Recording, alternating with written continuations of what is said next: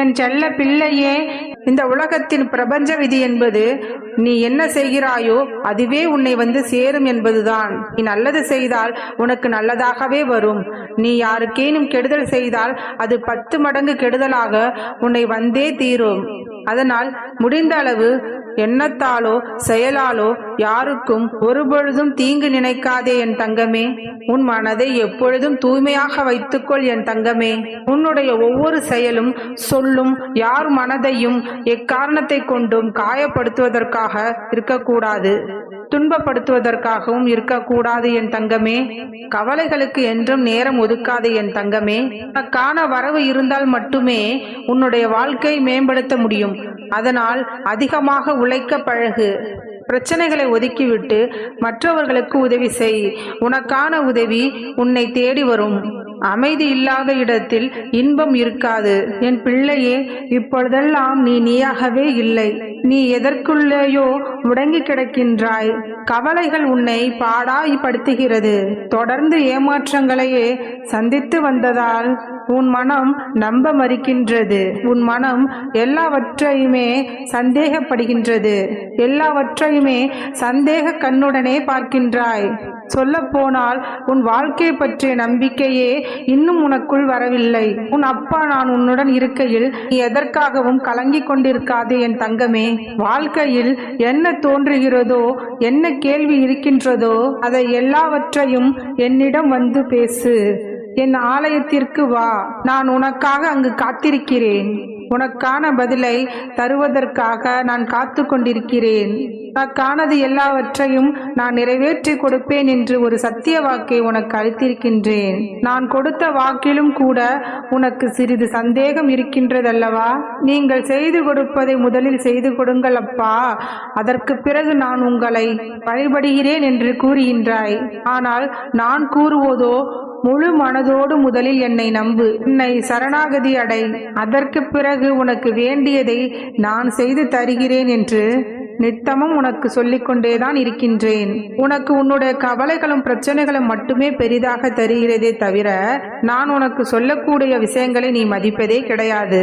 அதனால் தானே நீ இன்னமும் சிக்கலில் மாட்டி தவிக்கிறாய். எனக்கு நல்லது நடக்கவில்லை என்று சொல்கிறாயே தவிர என்ன செய்தால் உன் வாழ்வில் நல்லது நடக்கும், எதன் மூலமாக உன் பிரச்சனைகளை தீர்த்து கொள்ளலாம் என்று புரிந்து கொள்ளாமல் நீ தவறு செய்து கொண்டே இருப்பதால் தான் உன்னை திருத்தி அமைத்து உன் வாழ்வில் சந்தோஷத்தையும் நிம்மதியும் கொடுப்பதற்காகத்தான் இந்த அப்பா உன் கூடவே நிற்கின்றேன்.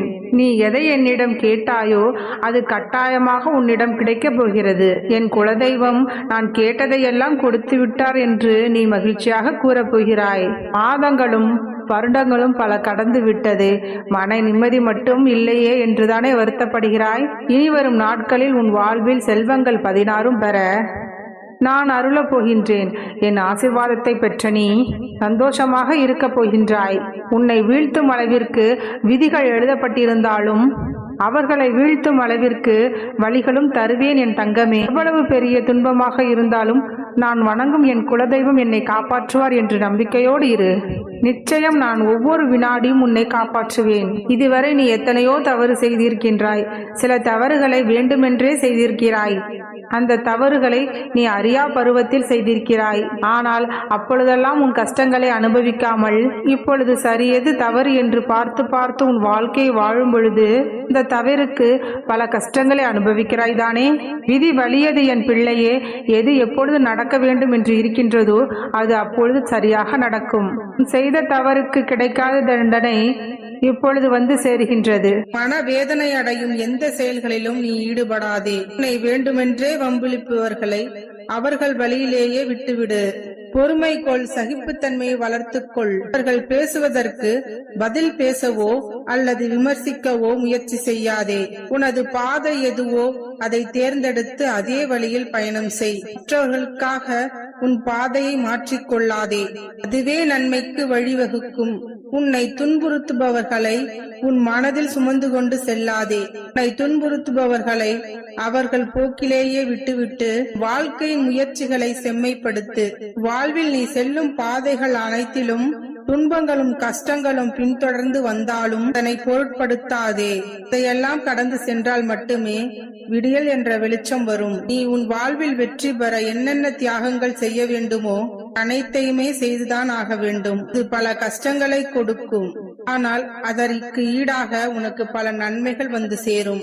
நீ நம்பிய மனிதர்களின் ஏமாற்றம், அவர்கள் செய்த துரோகம் என அனைத்து துன்பங்களும் உன்னை சூறாவளி போல சுற்றி திரிந்தாலும் எதிராக போராடி வாழ்க்கையில் வெற்றி பெறு. துன்பங்களையும் மனதில் சுமந்து கொண்டாலும் வெளியில் தெரியாதபடி சந்தோஷமாக சுற்றுவாய். நீ பட்ட கஷ்டங்கள், நீ பெற்ற துன்பங்கள் எத்தனையோ நபர்கள் உன்னை அவமானப்படுத்தி இத்தனை அம்புகள் எய்தாலும் அதை அத்தனையுமே உன் மனதில் போட்டு புதைத்துக் கொண்டு சந்தோஷமாக வலம் வந்தாய். நிச்சயமாக வெற்றிக்கான ஆத்மா நீதான். உன்னை இன்னும் செதுக்கவே இத்தனை துன்பங்களை நான் உனக்கு கொடுத்து கொண்டிருக்கின்றேன். வளரக்கூடாது என்று நினைப்பவர்களுக்கு மத்தியில் விருட்சமாக எழுந்து வளர்ந்து நிற்கப் போகிறாய். அப்பா, நான் உன்னை ஆசீர்வதிக்கின்றேன், கவலைப்படாதே. வாழ்க்கை என்பது மிகவும் சுவாரஸ்யமானது என் தங்கமே. இன்று அனுபவிக்கும் இந்த வழிகள் தான் நாளை உனக்கு மிகப்பெரிய பலமாக மாறப் போகிறது. அப்பொழுது இந்த சுவாரஸ்ய கதை உனக்கு நிச்சயம் புரியும். உன்னை சுற்றி என்ன நடக்கிறது, உலகம் என்றால் என்ன, அதில் உள்ள மனிதர்கள் எப்படிப்பட்டவர்களாக இருக்கிறார்கள், இது கலியுக காலம் என எல்லாவற்றையும் நீ புரிந்து கொண்டால் எதற்கும் கோபப்பட மாட்டாய். ஆனால் உண்மை என்னவென்று புரியாமல் நீ எல்லோர் மீதும் எரிச்சலும் கோபமும் காட்ட ஆரம்பித்து விட்டால் உன் அன்பு கூட அர்த்தமில்லாததாக மாறிவிடும் என் தங்கமே. நேர்மையாக இருப்பவர்களுக்கு எப்பொழுதும் கோபம் அதிகமாகத்தான் இருக்கும். ஏனென்றால் அவர்கள் ஏமாற்றத்தையும் துரோகத்தையும் தாங்கிக் கொள்ள சக்தி இல்லாமல் இருக்கிறார்கள். உன்னுடைய கோபமும் நியாயமானதுதான், நான் இல்லை என்று சொல்லவில்லை.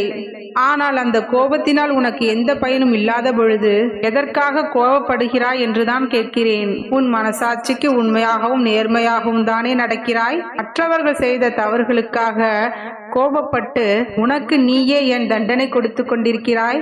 சுற்றியுள்ள அனைத்து தீமைகளில் இருந்தும் உன்னை பாதுகாக்கத்தானே இந்த கருப்பன் நான் இருக்கின்றேன். வருந்தாதே.